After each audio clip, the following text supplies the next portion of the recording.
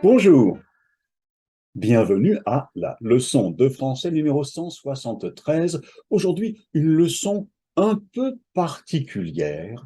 C'est une leçon de littérature française. Willkommen bei der Lektion 173. Heute eine etwas besondere Lektion, denn sie wird sich mit französischer Literatur beschäftigen.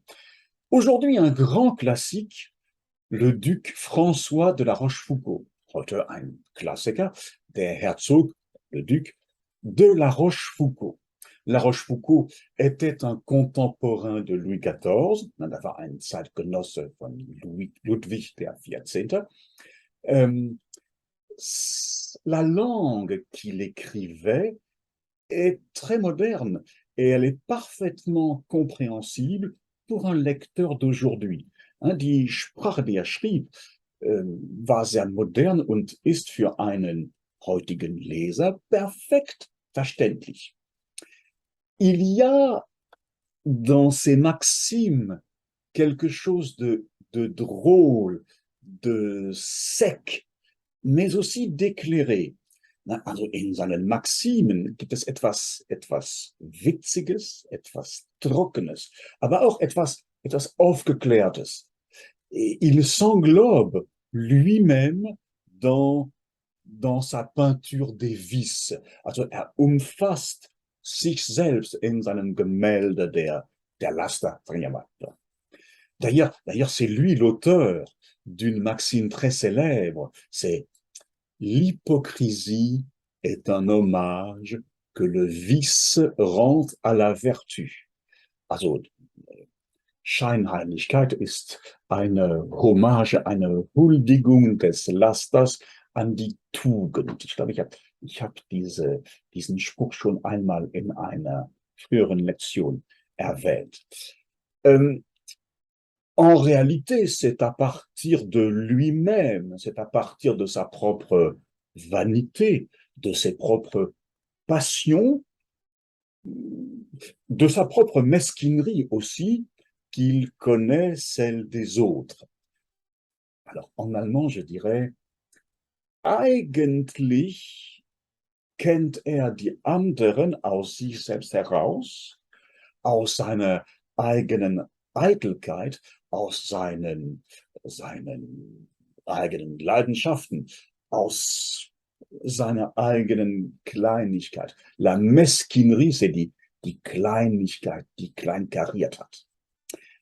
Et aucune maxime qui ne soit ciselée, concise, percutante. Also keine Maxime, die nicht ziseliert, prägnant und schlagkräftig wäre. En voici trois. Maintenant, en voilà trois. Jetzt kommen drei.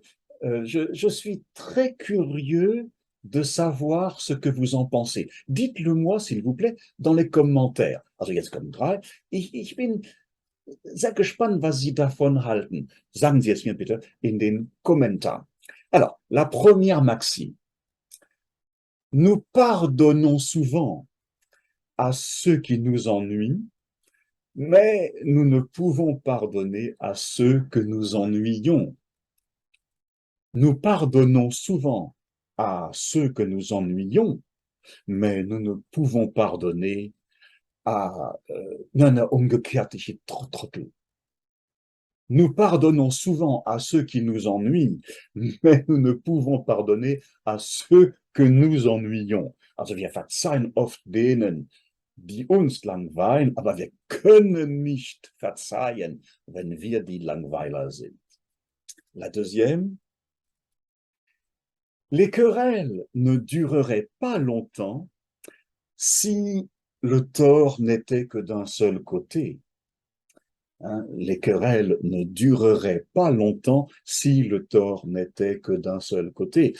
Die Streitigkeiten würden nicht lange dauern, wenn das Unrecht nur auf einer Seite läge. Et la troisième, c'est ma préférée, c'est meine Lieblingsmaxime. Notre méfiance justifie la tromperie d'autrui. Hein, notre méfiance justifie la tromperie d'autrui. Unser Misstrauen rechtfertigt die Täuschung der anderen. Ah ah, formidable, j'adore ça.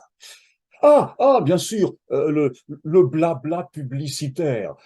Abonne-toi à ma chaîne, s'il te plaît. Partage mes vidéos, commente mes vidéos, achète mes livres. Merci. Je vous embrasse. À bientôt. À la prochaine fois. Au revoir.